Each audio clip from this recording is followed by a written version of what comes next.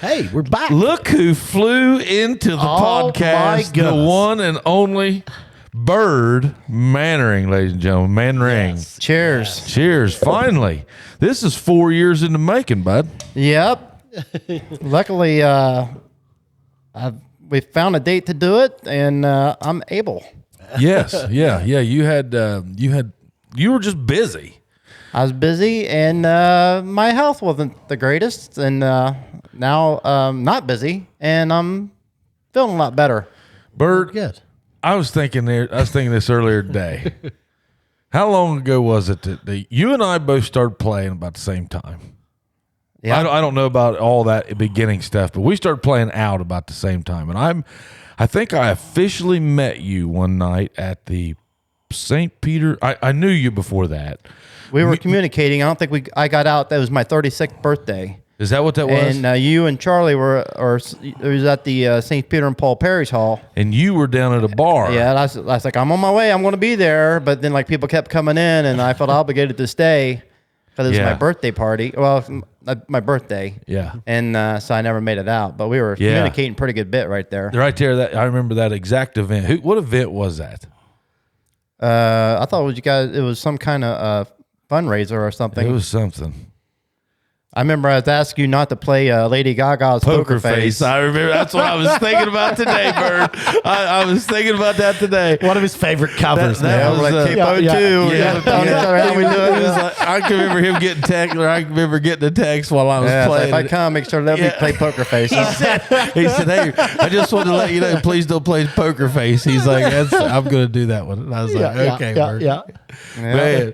And then we had, at least a 10-year run. Yeah, I think even that time, I think you came and played with me and Bart there at Circleville at Gibby's. Yeah. Yeah, and dude, we packed that place that night, man. It was Packed.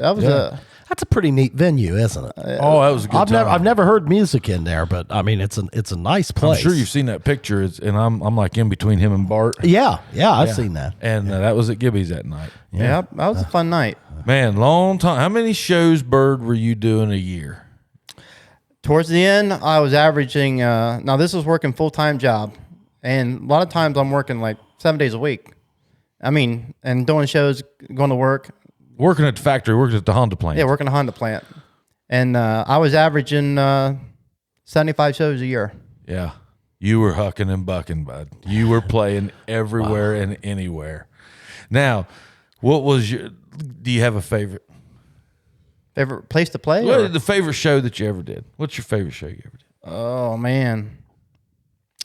Well, when me and Eric Chin were playing together, he's very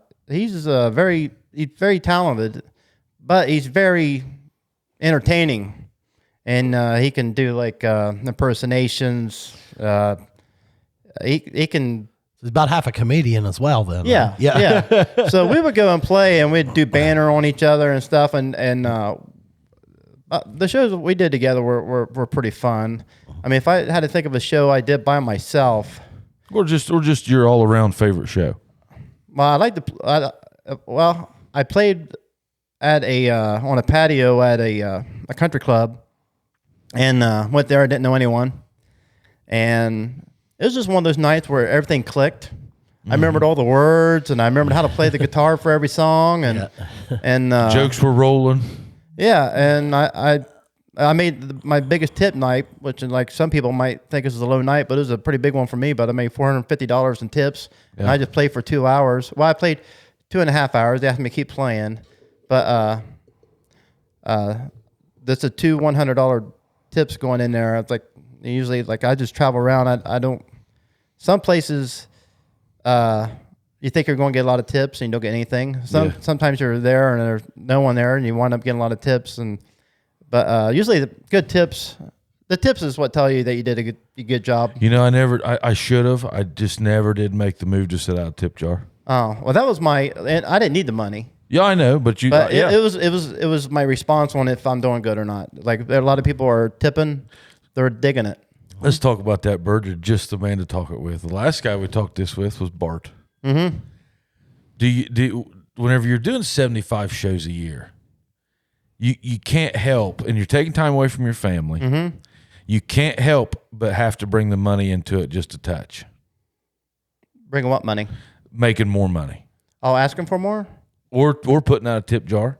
Oh yeah. Well, that was the trade with my wife and my family. You know, so more money I made. It was not my spending money.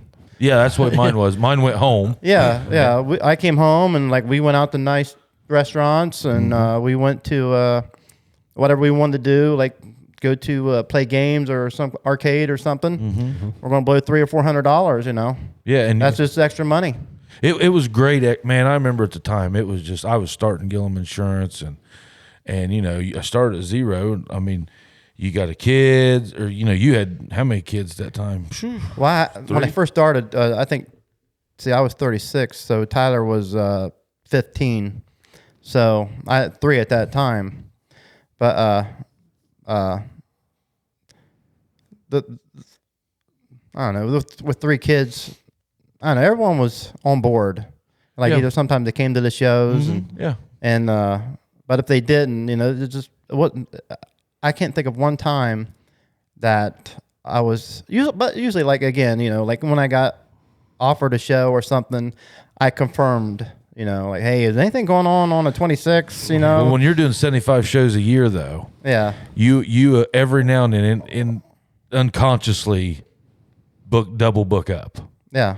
You know, like, so, you know, you might book something a year in advance before something that would prioritize it hasn't been out yet. That happened to me a lot. Yeah. I can remember the first time I had to cancel a show. I rarely canceled. And it was all because of I started my hearing health. And, like I started trying to play and I was struggling and I know, then I get better, and then I like I book all these dates, and then I started having trouble again. But I remember just the email of, you know, I hate to do this, and I remember saying I've never canceled, but I'm struggling with my health right now, and I need to not play.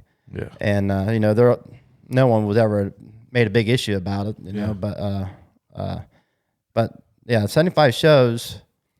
And it was. You was making an extra almost 50. You was making the equivalent of about 60,000 on a regular job. If they'd have been holding tax, you know, if they'd have been, you know, if you'd had the payroll numbers, that's about a $50,000-$60,000 job because you're bringing home right there probably $40,000. Yeah, I never really calculated how much I made. Oh, I did. I mean, there were some shows, you know. I mean, I counted fundraisers and stuff like that where you're not really making anything. Yeah, you donate a lot. Yeah, time. I mean, isn't, guys, though, that kind of the business when you're doing that, when you're playing, when you guys were first starting and things like that? Do you feel like when it's a benefit or something, you just play and don't take any money? Oh yeah, yeah. It's really weird. I mean, there were benefits where they forced money in my pocket. And I feel like I was obligated to keep it. I mean, looking back, I wish there was. I try to force it back on them, and like donate it because like one lady, and she passed away. But before she passed away, they had this benefit for her, and she came up and she gave me what I thought was 2 10s, and it was 2 $100 bills. And I'm like, I didn't come here to get paid. You know, I'm donating my time. And she's like, nope, I want you to take it. I'm like, well, you were raising money earlier for, you know, cancer research. Why don't you just put this in that? And she's like, no, she's like, if you don't take it, I'll be very upset. So I'm like, well, I mean, okay. I think that like that kind of, I get it, you know, because you're paying a band, you're paying the entertainment, and that's not really the benefit, right? You guys are the ones drawing the people into the benefit to do that. Yeah, yeah. Well, I mean, maybe they look at, I'm going to stand there entertaining all night, and I was. I mean, it's work. It's work. Well, I mean, it's a gig is a gig. I mean, you're doing the same amount of work if you're up there. I mean, I don't care if you're putting bolts together or what. I mean, if you're doing this for 4 hours, right, plus singing for 4 hours, right, straight, and I typically didn't take a break. Now, I definitely called it my second job. Yeah, I mean, yeah, you're And not to mention the practice it took to get you there. Oh, yeah. Oh, well, that's the thing. Like, it wasn't like you just picked up your guitar and started playing in front of people. I mean, years. Yeah, I would say the first. See, I started at 36 and I just ended it, so it was a 14-year run, and I would say the first 10 years, I didn't play with any kind of tablet or anything. It was all by memory, which doesn't mean that it was good. Oh. But when I started playing with the tablets, because the tablet is what brought in the tips, man. It's like someone's like, "Can you play this?" And I'm like, "Well, I know the melody, but I'm not sure how it goes." Great point. And then I started, just like bringing papers or whatever, or looking it up on my phone, and next thing you know, here $20 for me playing a song I didn't really know how to play. Uh-huh. So I'm like, next thing you know, it's like, this could be the money maker. Yeah. And I usually it's like that, like people, and then it's there till someone requests something that I know the melody, I know how it goes, but I've just never attempted to play it. And I mean, you never play guitar, but like, if you have the chords and the words and you know the song and you know how to play the chords, you can play it. Yeah, especially if you're reading it. Yeah. I mean, you can play it. I mean, if someone has no clue how to play it, they think you're doing a great job. Well, yeah. You got me like, sitting man, out this guy there. got some skills, and you're like just playing basic chords and just singing along with the words, and you just got the melody in your head, so you just know how it goes, and they think, you're something. Yeah. To them, that was a And it is. I mean, you do it long enough. I'm sure you did it for 14 years. You underestimate what it took for you to be able to do that. Yeah. So it really is something. Yeah. I think we had a conversation one time about, it's like when you play, sometimes, let's say when someone gives you a compliment, right? And you're like, obviously they haven't heard Bart. Obviously, they haven't heard Charlie. Yeah. If they ever hear those people, that compliment will never get back to me, in my mind. But I think the one thing I had the power that I don't think they did as well. I think you're a really good talker to crowds, but I think I have. I mean, someone told me that I was very charming, and I was like, I never really thought about that. But no matter where I go, even if it's a guy or a girl, I compliment them. Like, hey, dude, that's a cool hat, man. The cool jeans, man. And I'll be somewhat serious, but it was just my natural conversation. Sure, and then some woman's, is like, oh, you just get your hair done or something? Looks pretty nice, I mean, it's just a natural thing that I think my dad always did it, and I felt like I did it too. And it seemed like I had a great relationship just with about every place I played, And you did. And when it comes to talent, I'm not over the top by any means. Oh, you and I were 4s and 5s. Yeah. On that scale. Yeah, I agree 100%. Yeah. And but I think what it was just, my personality. I think when I go play and I have a good time with everyone, I'm not a dick, and I attempt to play songs that I don't know how to play, and I think they like that, and like I go. I mean, don't you guys think in what you were doing there? Well, while you guys went through a phase there, you did 14 years. I mean, I'd say a lot of your business was like repeat business, right? Going back to the same place. You had a relationship with some of those folks, and It's like Toodles in Circleville. I mean, they're kind of known for having Tyler Childers and what's that dude that got the real deep voice? I'm talking about. Colder Wall.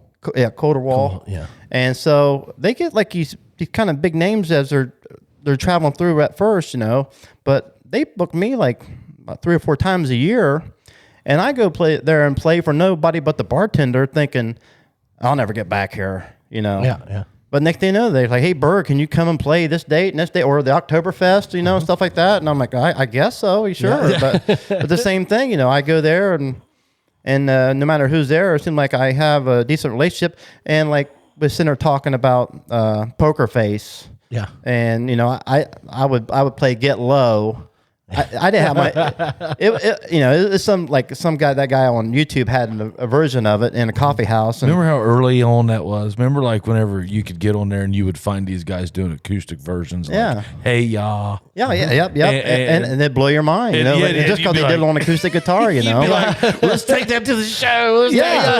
People, they see you do it they never seen the other version. They just think, oh man, this guy's got the shit, dude. And but I think it's the same deal. I go play these songs that I think everyone in the world have seen the same video, and I play my version of it, and they're like, "This is the first time they ever seen anything." And they're like, "Man, this guy's got the goods," Yeah. And I think that was a lot of it too. It's just this, I played.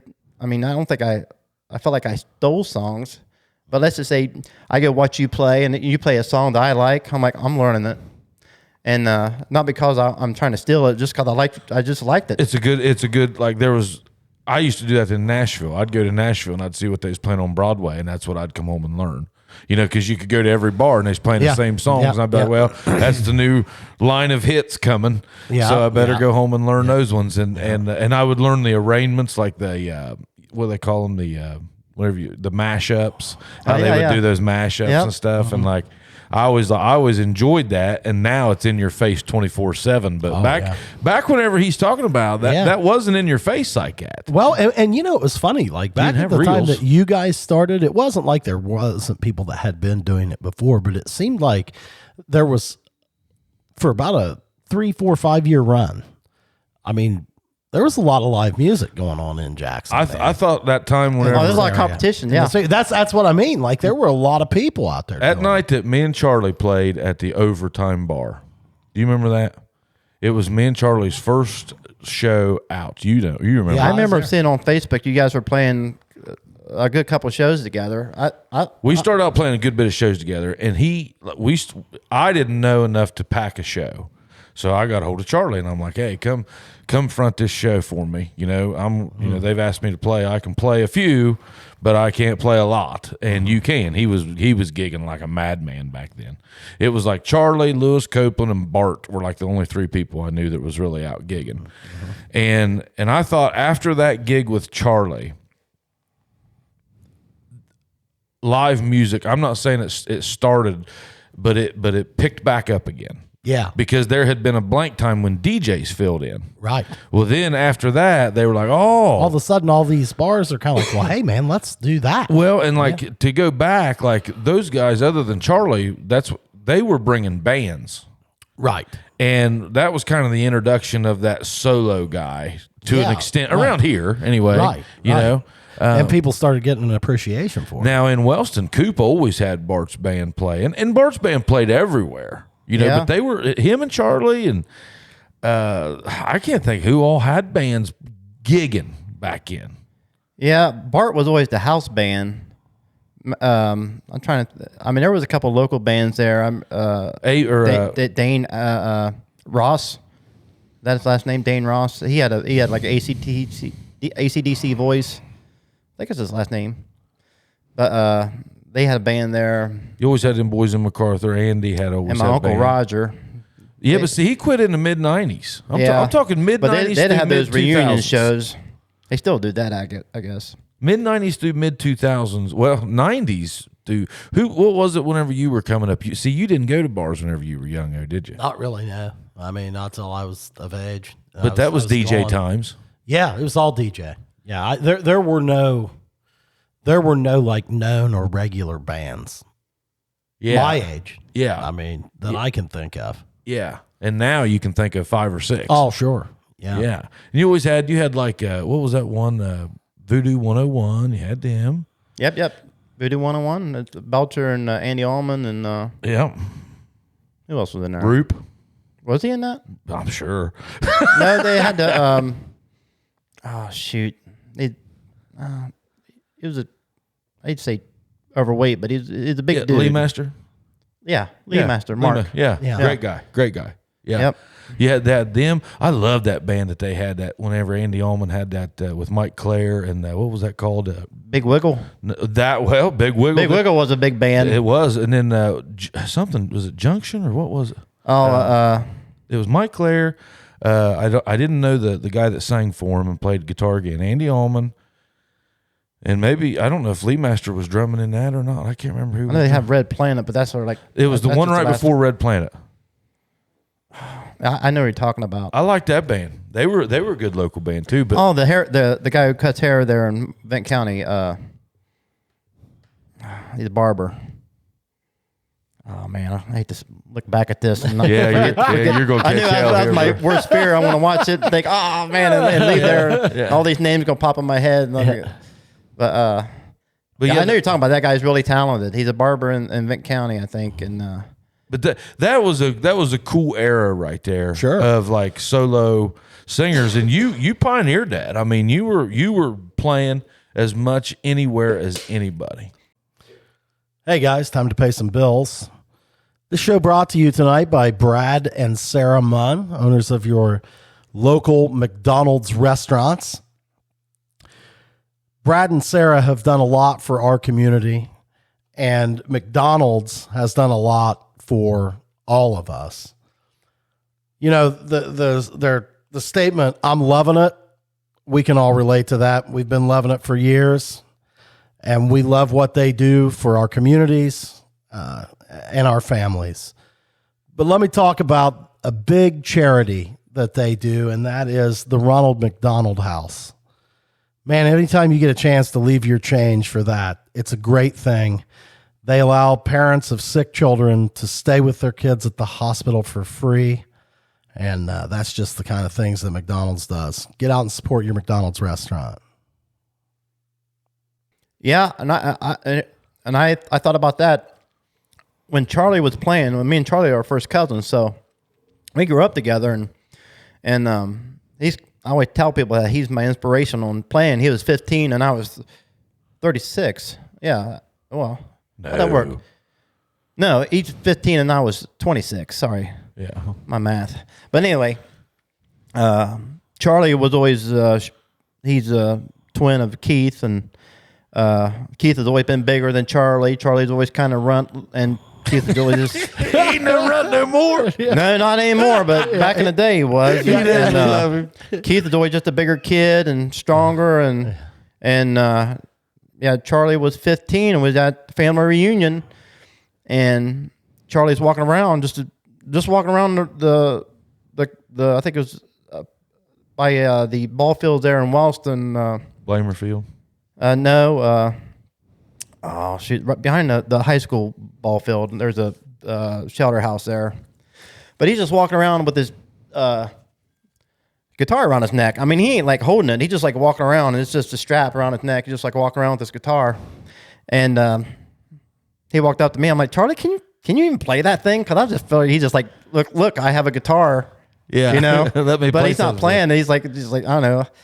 But he's like, started ripping some Creed. He's like, he's like, whatever. He started playing this, and I'm like, just flabbergasted. I couldn't believe that he played and how good he was playing. So I'm like, if Charlie can do it, I can do it too. So at 26, I got a guitar and I start learning the chords. And I always say, no matter how old I get, I'm still not as good as Charlie was at 15. Charlie Manring was incredible at age 17. He was phenomenal. He could take a Dave Matthews song and just note for note. Yeah. And I mean, even now knowing what I know about playing guitar, like, man, he was burning that thing up. Yeah, he's very good at the hammer. Yeah. He hammers his strings really well, and he makes the guitar sound really good, and he got that raspy, bluesy voice, but you know, when he started playing, and I wasn't really I was learning how to play, but I still couldn't play yet, but I'm like, and Charlie was like 22 years old and handsome, and but I mean, this is at that time, I'm like, man, I want to try to make something out of you, dude. Yeah. So I'm like, I'll book your shows. I'll see if, you know, the next thing you know, I'm like calling all these bars and I'm telling them about my cousin who's really good. And so I called Flanagan's in Columbus. I was trying to get him in Columbus, and they're like, well, do you have a demo pack? And I'm like, what's that? And they're like, well, it's like a CD and a bio on him and a picture and stuff. And they gave me this big list of stuff they wanted. And so I got all that. And next thing you know, I started using that to get him gigs. And I remember it was a September. I had him 13 shows at 13 different places. And he was doing it too while working at Nelson's tree trimming. And he got to the point where he's like, hey man, I can't play this show, and this show. I mean, I never booked it unless he could play it. Mm-hmm. But the next thing you know, he started canceling shows. And it was bothering me a little bit because some of these shows I was like, let's say they're like the owner does all the booking and he won't be here till 3 a.m. Yeah. So I'm like, all right. So I set my alarm to record till 3, and I get up and I wait, and 3 o'clock I call him up. He's like, hello. And I have a conversation 3 a.m. and try to get Charlie in there, you know? So I'm doing this, and there's some places I drove like an hour and a half just to talk to people to get Charlie in there.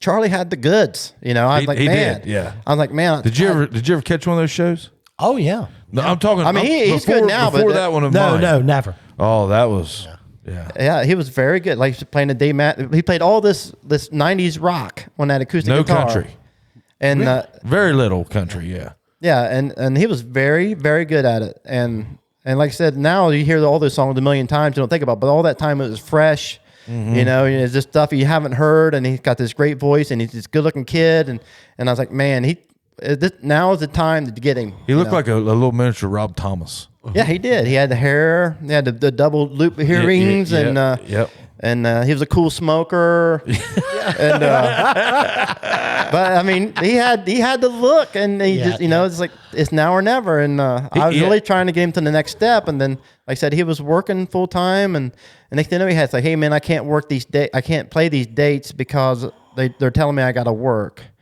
So I'm like, okay, man. So I called and I cancel, and these are gigs that are hard for me to get for him. So then, like a week later, it's like, hey man, they canceled all that. I can do those shows now. I'm like, I done canceled them. So I got this fire brewing, like, you know, like, so we started arguing, and he called me one day. He's like, hey man, I appreciate what you're doing. I'm not leaving my dad. Let's just call it quits, because we're starting to argue, and I never wanted that. Mm-hmm. And I'm like, all right, man, that's cool. I just want to get you to the next level. He's like, I appreciate it. I don't want to go to the next level. He goes, I'm happy where I'm at. I'm like, okay, it's all up to you anyway, you know. So at that point, I quit booking him. But what I learned from booking him, and I got to the point where this is like 2 or 3 years later, where I felt like I could play. You know, I mean, I started at the firehouse in Walston. Mm-hmm. And I was in there, and oh man, I was hoping I wouldn't get a brain fart here. But there was a girl in there. She worked at Dakota's in Jackson. And we were just passing around a guitar, and I played a couple songs. She's like, Byrd, do you think you got like an hour and a half of music? I'm like, oh yeah, April? I think so. April? No. Man, I hope she don't see us. But her cousins are musicians too. I'll tell you, it'll come back to me. It'll come back. But she's like, you think you got an hour and a half of music? And I'm like, yeah. So, no, 2 hours. Oh, well, you play there. And at the time, she's like, we can only pay you like $150. And I'm like, $150 for 2 hours, you know? So I went and played, and like, it's more support from my friends and stuff, but I had 100 people out there on that patio easier. Mm-hmm. So they're like, she calls me back up, and the following Monday, it's like, hey, they want you to come back. When can you come back? Or come back in 2 weeks. And I'm like, all right, can I get 200 this time? And she's like, hold on, and talk to the corporate manager. And he said, yeah, just get you back here. So I started charging $200 for 2 hours, and I got my own demo pack, and it started from there. But all the stuff I learned from booking Charlie, I started doing for myself. And I started trying to do it for Bart too, and I tried to even start my own like little booking business. But I got to the point where like I'm just going to do it for myself. It was just a hassle trying to do it for other people. You're how I got into man, that cord. I'm going to replace that, ain't it, Chad? Yeah, it does. You're the reason I got into Dakotas. I filled in for you one time, and you called me and said, hey, can you do this? And I said, yeah, that'd be great. And then I went and did Dakota's, and then I ended up, they kind of treated me like you. Hey, we'd like to get you back. And I was like, all right, cool, let's do it. We have around here, like, and I'm very appreciative of all the support. I mean, there's some people, we gave them a reason to get out, pretty much. And then I'm on the same way. If there's a friend of mine playing somewhere close, hey, let's go, down the street, buddy's playing, and just I gave a lot of reason for people to get out, and we got a lot of friends, so sporadically we always had a good crowd, and and a lot of times it wasn't never the same people, and but that support, like, it faded in and out. Like, I come down to Walston to play, and no one show up, except for some people I knew in Springfield that drove all the way down to Walston thinking there's gonna be a good crowd, and then I played like in Benny's in Marysville, and there'd be like 20 people from Walston there, who just drove 2 hours before my show. And I'm like, where the hell are you guys at? When I came down when I was 5 minutes away, But again, they're like, I had a friend from, where does he live at? Urbana. I was playing at Dakota's here in Jackson, and his name's Joel Holland. And I'm sitting there playing, I'm on the patio, and I see this guy walk in the back door, and I'm like, God, that guy looks just like Joel from work.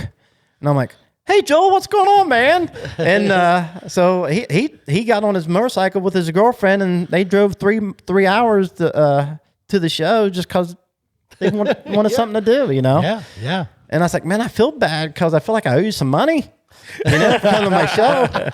He's like, no, man, we're having a good time, But it's just I think it's just being a cool person and having a lot of support out there that people, and then like the bars don't know those people are your friends. Yeah. I mean, they think they're your fans, and that, man, this guy fucking brings in a lot of people. Yeah. And but a lot of times, as I got, I will say there are many people I know now that I didn't know then. And it's all because of music. Oh yeah. And I guess you can call them my fans, but I felt like I know them all personally now, but they all were people I didn't know, and they liked the music, and like if someone come to the show and there'd be a crowd of people there, and I can tell they're digging it, I'll take a break. I'll just go sit with them, ask them their names, and just, kind of, next thing you know, they're all coming back to the next show, you know? Right. And, like I said, there were some shows that wasn't that many people, but I will say there was more than plenty that it was worthwhile. It was intimidating. I felt like I had to do some kind of crazy magic, to entertain these people, because I didn't feel like I was good enough to entertain this many people, but there's been a lot of support for the years, I guess. This is really great that I can hear you guys. You don't know how long I've struggled with my hearing. These things work really good. They are. We have a lot of guests that don't like to wear them. Oh, really? These things are awesome. I might just see if I could just get a microphone and just kind of talk to people like this. Like, just speak right into this microphone. I hear you great. But yeah. Yeah, because my struggle with my hearing, it's like I said, it was, I told myself I'm not going to say anything negative, but this is kind of but at 48 years old, my hearing had gotten so bad where I couldn't even hear my daughters. A reason they were like, we went to a skateboard park, and my daughter, oldest daughter, came up to me crying. I go, "What's wrong?" And I was having real bad issue with my hearing, and she told me, and I like, "Say it again, baby doll. I can't understand you." And next thing I'm like, let's get in the car. We're gonna have to go home. So we go home. I'm like, will you talk to Tori? I tell my wife. I'm like, she's upset about something. I can't even help her. I don't even know what she's upset about. And she said some boys were mad at her because she was in their way at skateboard park. And it could have been someone that done something to her. And I'm sitting there, I can't even help my kid. Yeah. I have no clue what she's talking about because I just can't hear her. And it was like an in and out kind of thing. And like I said, sometimes they would come back, and like I even talk about, I get more gigs, and then next thing you know, I had to cancel because I couldn't hear again. It's just like sporadic hearing loss. But at 48 years old, not that like when people, they get depressed, I used to think, I don't see why you were depressed because I'm not depressed. I don't see how anyone could be upset at life because I'm not, Right. But then next thing you know, I'm like, I have no purpose. You know, I started having those weird thoughts, you know, because I can't even be a father to my kids. And at work was even more stressed because of my hearing. And, but I would have to say the cochlear implant is life-changing. I mean, like I said, I still had to give up music. Yeah. Because there's a tone I'm missing. But, you still playing? I grab my guitar and I sit in the kitchen. Yeah. And, you know, it's just not the same. Man, let's have that talk too. Uh-huh. I'm with you. Okay. So whenever I quit gigging, I do pick up my guitar, but it's just not the same. Do you think that like I'm this way? Do you think you're this way, that like what I loved was the crowd?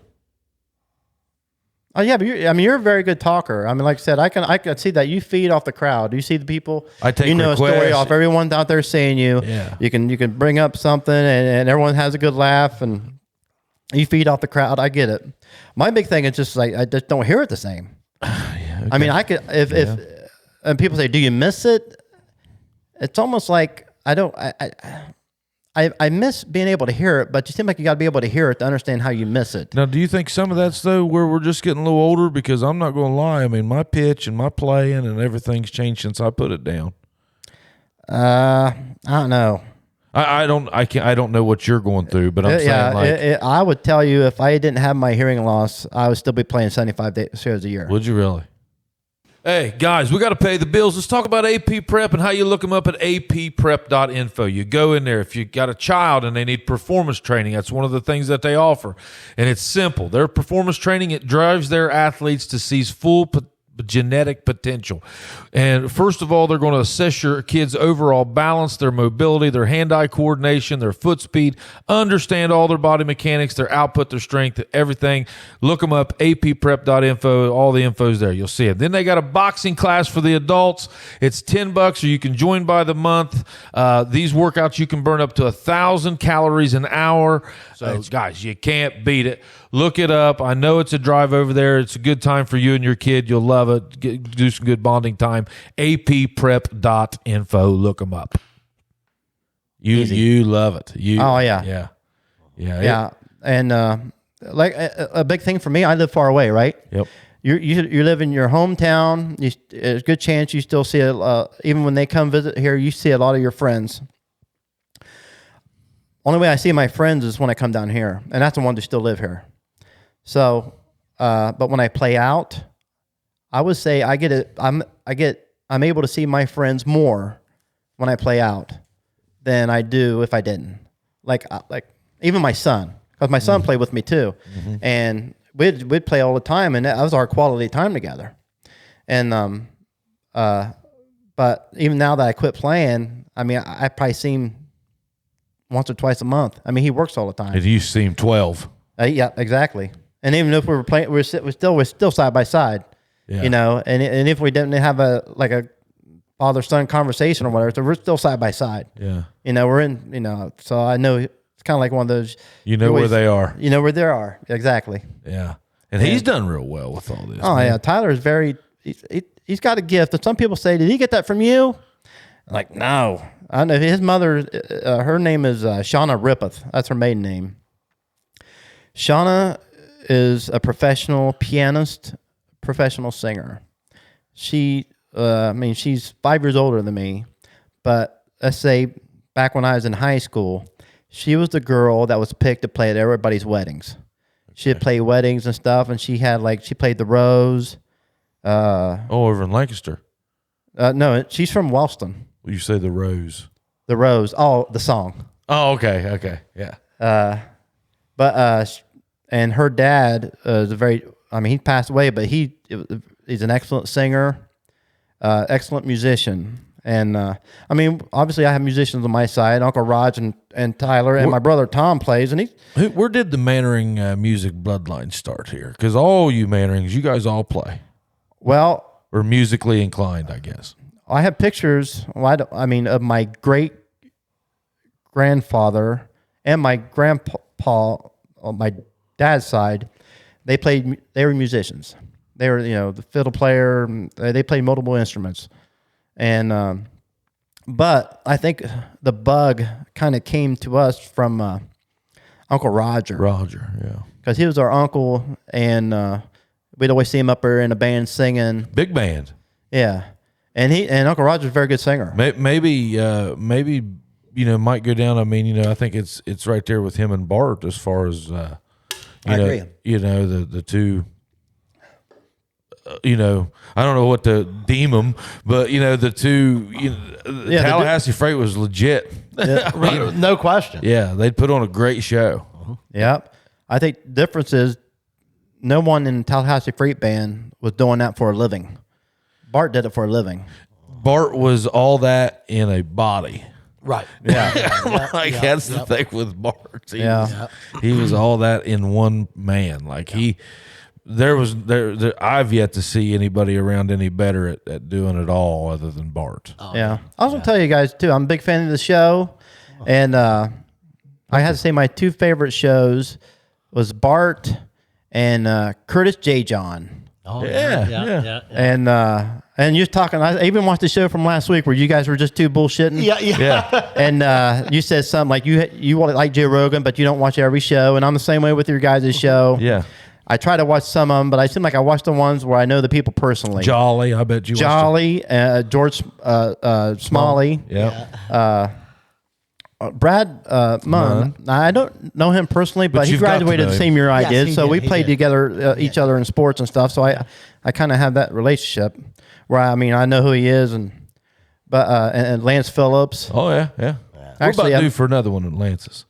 Lance is he's a good talker. He does the old dad, and he's actually. I have two group chats on my phone.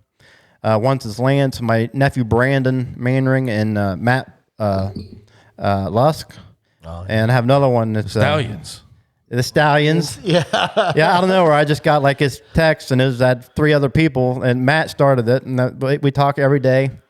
And the other one is Scott Cooper. Yeah. Tom Stetzer, I don't know if you know him, and Brian Jolly, the four of us. Yeah. And every day there's a good conversation. And I tell you, I love it because I am so far away from family.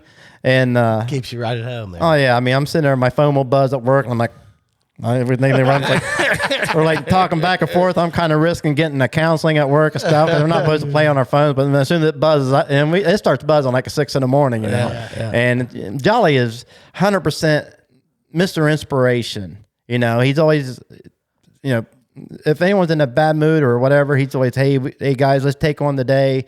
And he's always like getting us all pumped up. And Coop's the same way. We'll get like a message like, let's fucking take on this day or something. He just, everything.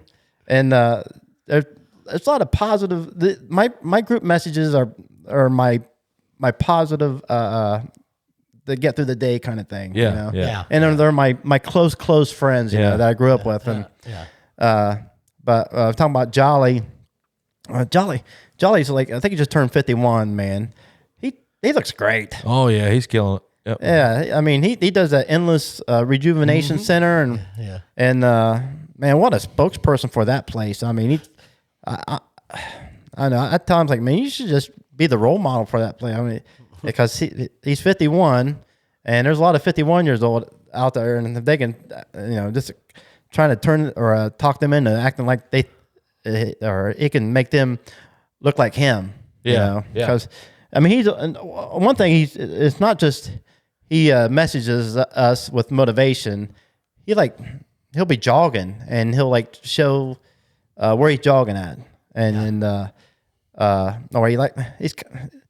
Not that he's, I don't ever think weird, but he has no problem sending us like muscle shots, like this where he's flexing or something, and usually little shirtless selfies, selfies, Jolly out there, and usually it's like you can't do nothing. Like, damn, dude, you look good, man. Fuck, but good job, man. But yeah, I think he chooses us to I want to show off to someone. I'm only going to show off to my buddies, Like, all right, man, I feel comfortable. Oh, that's great. That's the best one we've had on here in a minute. Hey guys, while we're paying the bills, let's talk about one of our oldest sponsors that's been with us since the beginning. Geiger Brothers. Geiger Brothers is headquartered in Jackson, Ohio, with offices in Columbus, Ohio, and Knoxville, Tennessee. We provide construction services in Ohio, Kentucky, West Virginia, and Tennessee. A veteran and dynamic staff of talented people, symbolic of our 100-year history of success, gives Geiger Brothers a distinct advantage. Leveraging that experience for our customers allows us the ability to provide consistent and superior performance for their construction, engineering, and fabrication needs. And hey, we've had several of these guys on our shows. Scott Massey, Kyle Hickey, Shay Meredith, just to name a few. Go back, look through some of the old episodes and get to know them. It's a great group of people that have been with us for a long time, and we certainly appreciate it. So enjoy tonight's show, courtesy of Geiger Brothers here in Jackson. Chad and I have had a good week. So last week, or just a few days ago, we had a podcast with Larry Blackstone. Yeah. And it was a really great reunion of Jackson and Wellston guys. Yeah. Because you played sports and hey, that was not a friendly rivalry at one time. No. And I think that, as time, it was really good to have that with those guys. And as we've all gotten older, we've realized that the guys we met 20 years ago were great guys, but there was a pretty good little layer of crust. Oh, yeah. that you had to chew through. Yeah, age will take that away. Yeah, now we're all like, that guy's a good guy. Yeah. So. I agree 100%. Yeah. See, 91... Did you guys beat us? Yes. Your senior year? Yes. You lost your junior year, right? And my sophomore year. And I know we won 2 years in a row. Yes. So, and we didn't play my senior year. So, yeah. So, so it'd been my freshman and sophomore year we won, and my junior year you won, and Your senior year you didn't have football, did you? Yeah, we didn't. That was like we were talking about earlier, the school levy that passed. Mm-hmm. Yeah. We were talking about what could have been, and like I said, I don't say anything negative. But we had like 3 or 4 kids from my senior year went to other schools and made first string all state, and we had 3 or 4 other kids that went to other schools that they might not. Wow, had that much talent. Oh my, yeah. And just the thought that what we could have had, but then like Chris Martin said, well. Like I said, I don't say anything negative, but he said, the best we would have been how many games we had? 10? Yeah. Mm-hmm. Yeah, the best would have been 7-3. And I'm like, why you say that? And he's like, we still have the same coaches. And I'm like, oh yeah, we still had the same coaches. And like I said, I don't be negative, but when we talk about what could have been, there was a coach who wanted to come to Wellston, but he wanted to bring in his own team with him, and they wouldn't let him do it. And because our senior year we didn't have a coach, and this was our junior year. He's going to be our senior year coach, Bartholomew or something. I thought he coached at Jackson at one time. Might have been Bart, the coach at Oak Hill. Yeah. And anyway, he had a winning record. And they said he couldn't bring his other people, so he didn't bring. And my senior year, we had Blankenship, and that's right. He came back for that year. Yeah, filled in a year. I will say my senior year, even though we were missing all those kids, was by far the most funnest year I played.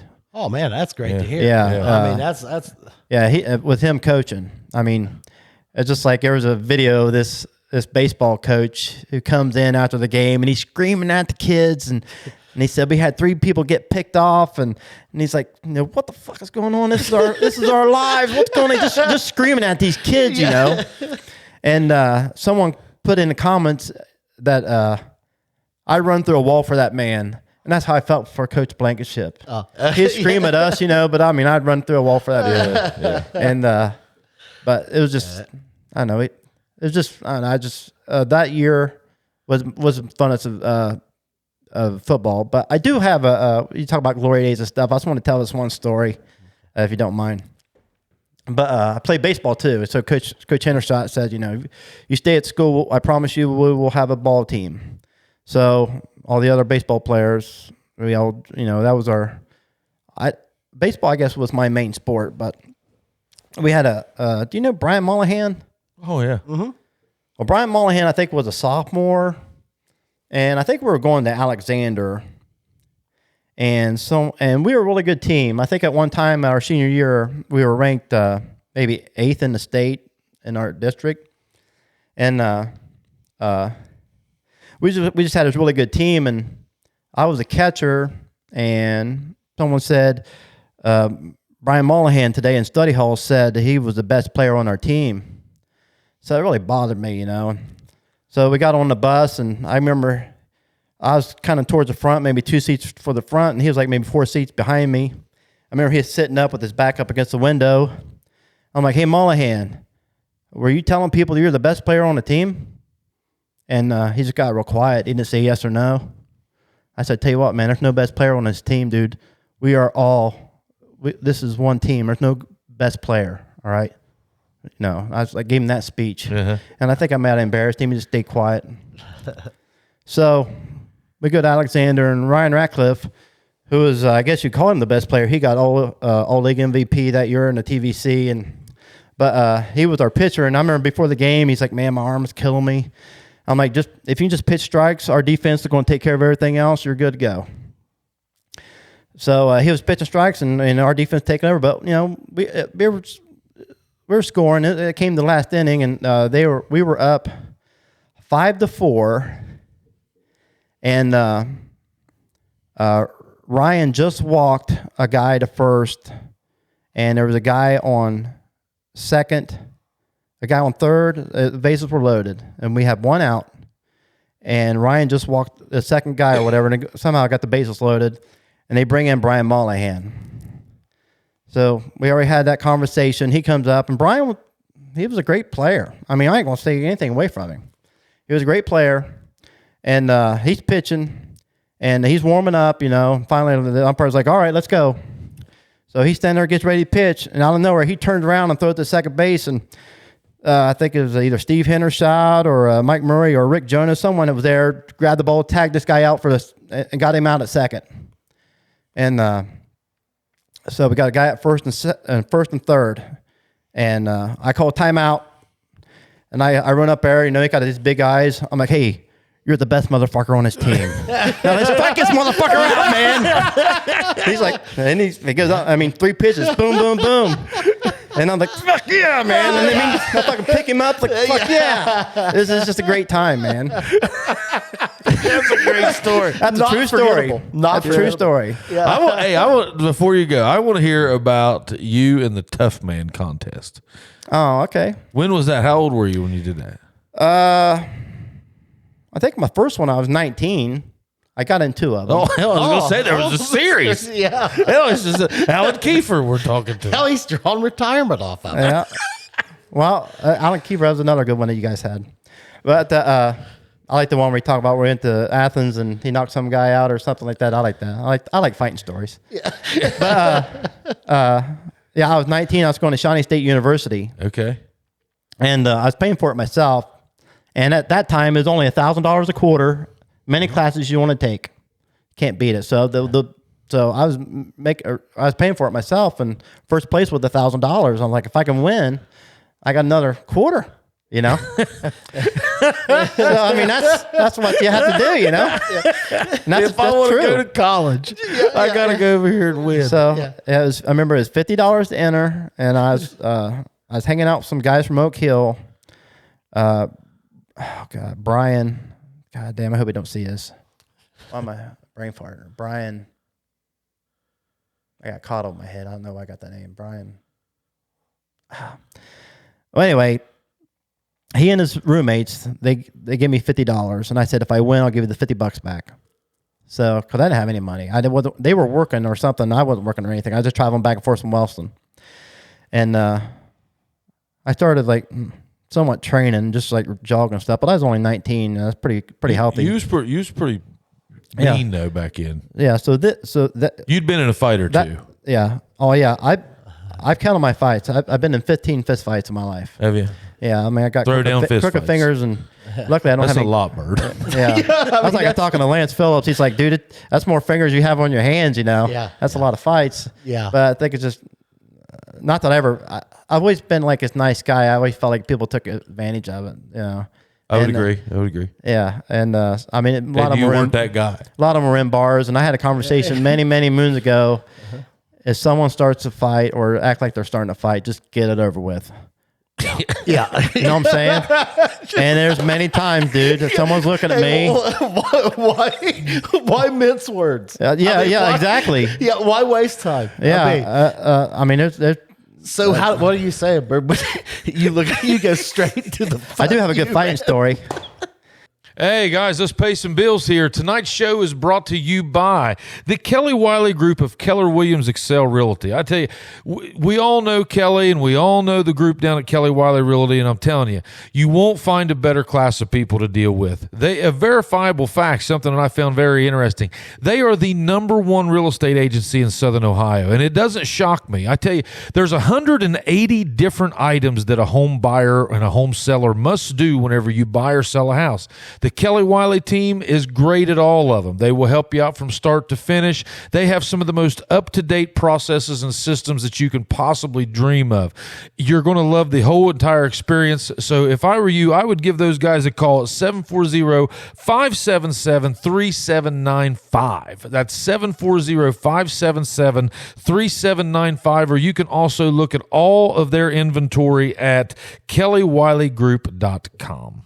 But let me go back to Toughman real quick. Toughman's kind of boring. I kind of like the Toughman. So I got into Toughman. It was you had to throw like 10 kicks. It was kick and punch. Oh, was it? The first one I was in. Jeez. You had to throw at least 10 kicks a fight or a round? A round. Three rounds. So first, I mean, they can't see my feet, but it's like kick. And then like, I mean, how do you even count that? Like a little tap kick. I mean, it's just, like, you had to throw 10 kicks. I mean, everyone just went out and kicked each other for like 10 times real quick. Then they duked it out and started throwing Hail Marys. And we had a couple guys like trying to do roundhouse and stuff, but it's like, it was the rules. And but I won my first fight.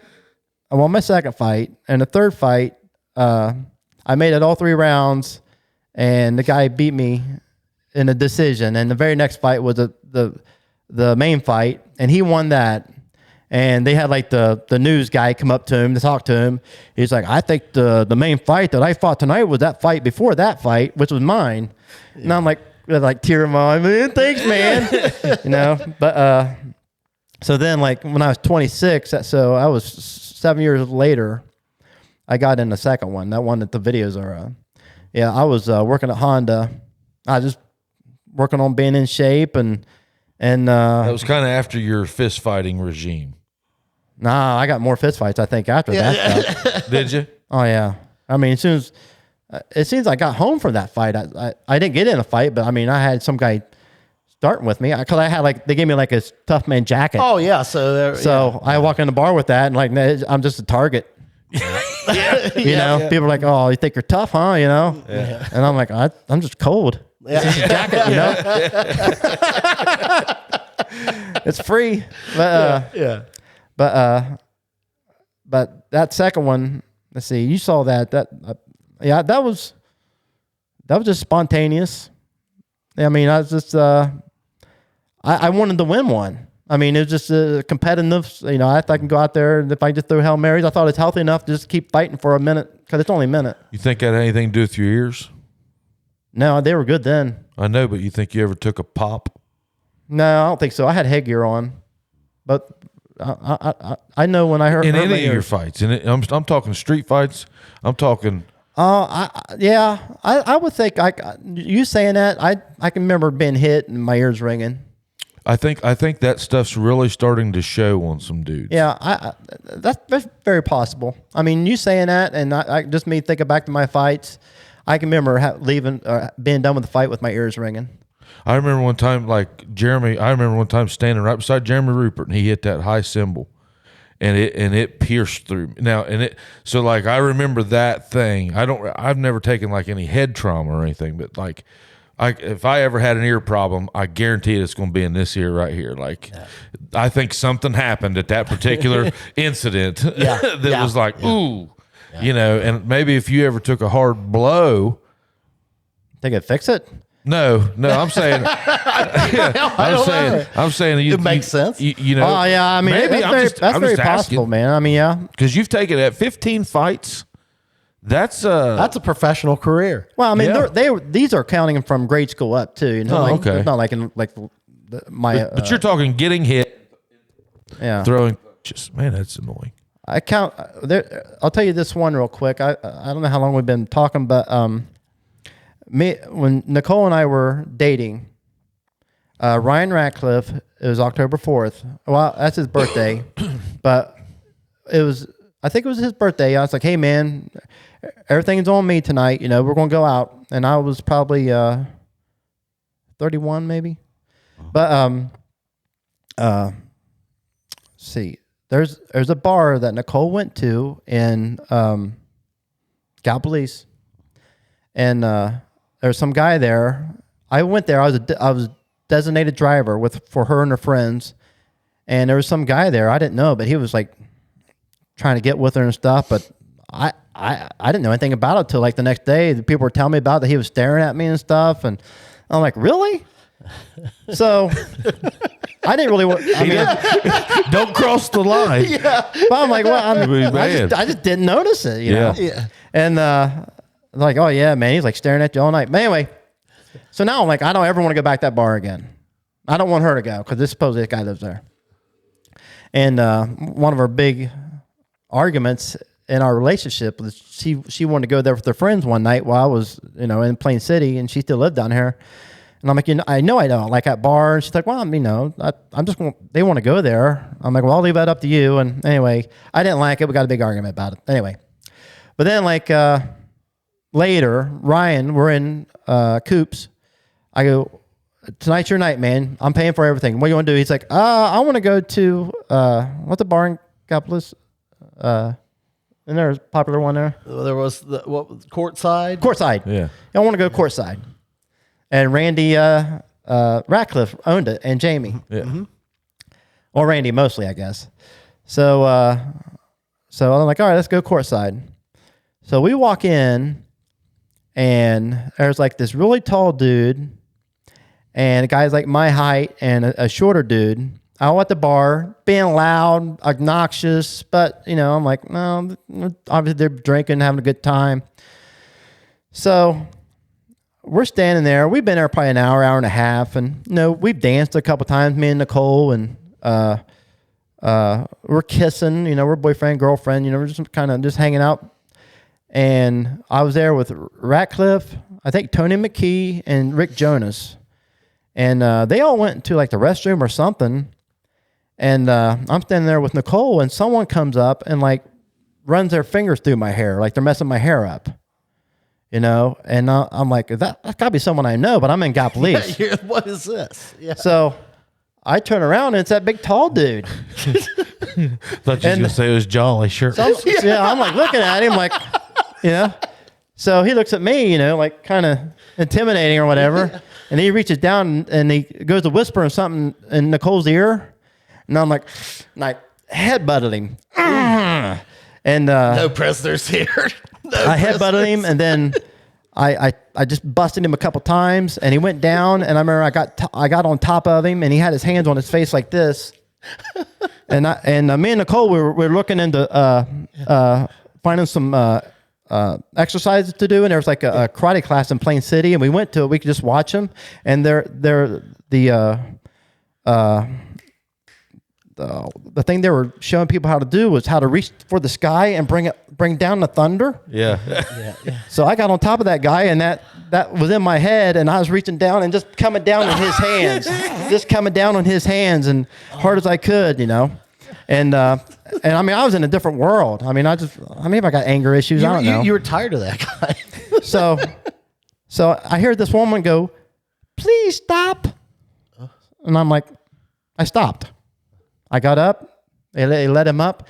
And out of nowhere, boom, I got busted. Someone punched me. And I fall down to the ground. I remember I remember the broken bottle down there, and there's a whole bunch of beer, and I got my hands in. They're all wet. I look up, and it's a guy that was my height, and they grabbed him. They got his arms. No one grabbed me. So I jumped up and I grabbed him by the back of the head and I just kneed his face like 3 times. Bam! I mean, not just like this. I mean, it was a full roadhouse shit, man. I mean, it was me jumping in the air. Bam! Yeah. And here comes Randy Ratcliffe, the owner. Hey, Byrd, what's going on? I'm like, Randy, these guys fucking started on me. He's like, that's all I need to know. We're getting those guys out of here. And I remember that guy that I kneed in the face, he was crying. He had tears coming out. I mean, I don't say I blacked out because I remember everything. But then the big tall guy, he came by, and I was like, wait for him to come at me. He had blood trickling down his face. Oh, I messed up the part. There was a guy. The short guy started it.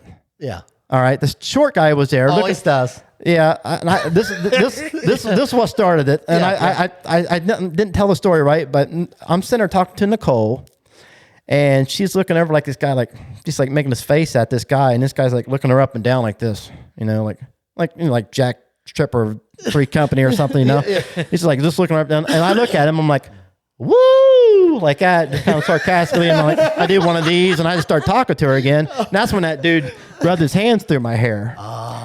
So you kind of started it. Huh? You kind of started it. No, that guy was looking at Nicole. Maybe gaslit. Yeah, the eyeballs started it. Yeah. Right? But he was nowhere to be found later. You wooed him. You woo, and then you shoo him away. Is that what you did? I'm like, whatever. I'm like, so you shoo him away. And then, I mean, that's modern day gaslighting, Byrd. Right, There you go. Yeah, but that's how it started. But then, I mean, that wasn't my last fight. I don't think. One thing I will say, I don't say bonded me with Nicole was that. I mean, not that she knows that I'm not scared. Yeah. But I think that gave her a little bit of confidence, that I'm not. I mean, oh man, you and Nicole have done great. I've been very fortunate of my fights that I've never fought anyone that knew how to fight. Nowadays, you take a swing at a guy, your arm broken. Oh yeah, you really got to watch what you're doing. Yeah, different day out there. Yeah, I mean, I would never. I mean, when I go into a bar, I see where the exits are, and anytime I see trouble. And if I think like right now, if someone's like looking at me or something, it ain't the same. No. I'm like, I don't think I leave and I text whoever I'm with. Hey, I'm outside. Yeah. Let's go. Yeah. There's someone. I don't think the ones that are causing trouble are ones that know anything. I agree. That's what. Whenever you're playing but music, still, I'm not going to take any chances. Yeah, you have a bird's eye view playing music. On how. Oh yeah. And when my hearing was good, you can hear the crowd no matter if you're singing or what. You hear everyone's conversation. That's right. And you can tell if there's trouble going on. Yeah, and you get to how you can read that crowd. Yeah. But yeah, you and Nicole's done great, man. Oh yeah, I love Nicole, man. I mean, I've been very fortunate with her. I mean, because I grew up with her, man. Like she was. I think I went all the way through school with Nicole. Yeah, I just asked her the other night. I confirmed. I'm like, didn't you graduate with Pudge? And she's like, yeah. So you're class of '99. Yeah, we were decent friends all through school. I mean, still are. Her and Sam and all them girls. Well, that's why you hated Byrd, right? Because well, that's why Byrd hated me. Yeah, I didn't. No, it's the opposite. I thought you hated me. She was dating Tommy Curtis. That fucking Pudge. Yeah. I don't want him around. Yeah. Byrd. I forgot all about my buddy dating her. I did. Yeah, she reminded me. I mean, she don't talk about it like a lot, but back when we first started dating and when I first started talking to you and stuff. And yeah, she'd tell me that. I never thought anything like it. No, I've loved you since day one. I can honestly say that. Yeah. Hey, sorry. man, thanks for coming on. Yeah. Long overdue. Yeah. Got anything else you want to tell us, Birdie? I don't know. You're gonna come back. I know when I leave, I'm like, oh man, I'm going to say this, that, and the other thing. But that's why there's always a plan. Yeah. This has not been on purpose that you haven't been on. It's just never lined up. And now it has. Now you've done it. I expect to see you again. Yeah, we can start working on him now. Yeah, we'll have him booked 2 years downfield. Yeah, you said to bring jokes. The one I always type out that I even typed on your show is the one me and Nicole heard one night that is the why do women wear makeup and perfume? Because they're ugly and they fucking stink. That's one joke. Is that if I stand on that box, will that thing go blurry? Yeah. Oh, if I back his chair out, we're good. No, you have to stay. You need to stay right there. Oh, Otherwise, I got to stand up. It won't get you. It won't. No. I mean, I don't need. I need. I'll tell you what. We'll wrap up a show. I'll film you doing it, and I'll post it as a reel. Okay. Yeah. Okay. All right. Anything else, Byrd?